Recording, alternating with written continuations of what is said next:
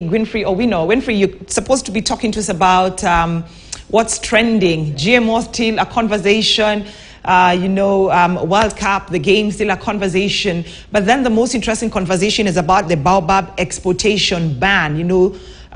So far we know that the environment CS, Soipan Tuya, has actually banned the uprooting and exportation of the baobab trees. Let's begin, this conversation when it comes to that. Good morning, Brenda. And indeed, the word baobab has been trending on Twitter. You might ask yourself why, but it's because there was an activity that was going on in Kilifi County that was flagged by the state. So there was uprooting of baobab trees for export to Georgia. So yesterday, the president did order a probe into the issue. Then hours later, the environment CS, Soipan Tuya, came out and she actually revoked the license that had permitted the uprooting and export of the baobab trees. And she did try to explain to the public that it was a deal between the communities living in Kilifi County and a private farm whose details she did not reveal. So she said there was a deal and they had applied for the license, and they were given the license, but before they were given a go-ahead to go on, the private farm had already started uprooting and exporting the baobab trees to Georgia. So basically she just revoked the permit, and she said they would look into it. Of course, NEMA is also into that, but NEMA had some pending issues.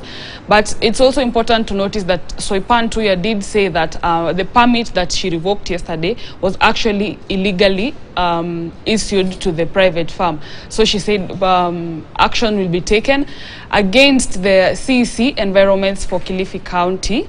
He or she will have to face the questions and just explain how they came to reach at this decision.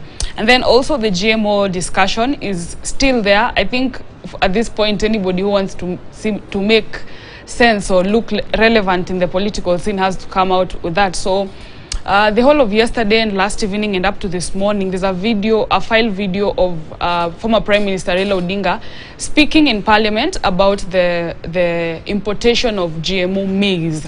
So at the time she said conservatism will hinder innovation and will really slow down the growth of innovation in our country. So at the time, that was in 2011, he was actually supporting the importation of GMO foods. So people are actually asking on social media, how come in a span of just 11 years he has made a U-turn and now he's talking about another thing? But he did come out and communicated to the people that at the time when he was making those remarks in Parliament, he was doing so because he had limited information about this food. But at the time he really mentioned other countries like America that use the GMO foods and it is okay for their people. So he was just saying at the time he had limited information concerning the GMO foods and their impact and effects on human health. So that is why he made the statement at the time.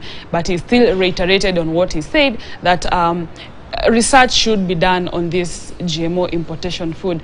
Now, Brenda, on the World Cup, probably you've seen Senegal trending. Senegal was one of the strongest teams in CAF, the Confederation of African Football, and they made it to the World Cup. So yesterday they were playing with Netherlands. Most people really thought Senegal was going to win this game, but apparently they lost 2-0. And yesterday we had 3 games played. There was England and Iran. England beat Iran 6-2. And then there was a draw. There was a third game that ended at a draw between USA and some other team I can't really recall. But at this moment, Saudi Arabia is the talk of most football fans across the world, because Saudi Arabia will be facing Argentina. And remember, Argentina is the team where Messi, who most people would refer to as the greatest of all-time footballer, is. And they did have a press conference yesterday, and they said, Messi actually said this is a special World Cup for him. It could be his last tournament, this global tournament. This could be the last time he's participating in it. And he's really looking forward to that. So when you look at this team called Argentina, has won World Cup a number of times, and then they have very good players in their team, and they're going to face off with Saudi Arabia. it's quite interesting, and most people are really looking forward to this game that will be at 1 p.m. East African time. So Brenda, basically that's what people are talking about at the moment, but we'll be updating our website, so you can keep in touch with our standard digital website. That's where we'll be getting real-time updates in terms of what people are talking about, social media, and also other news stories.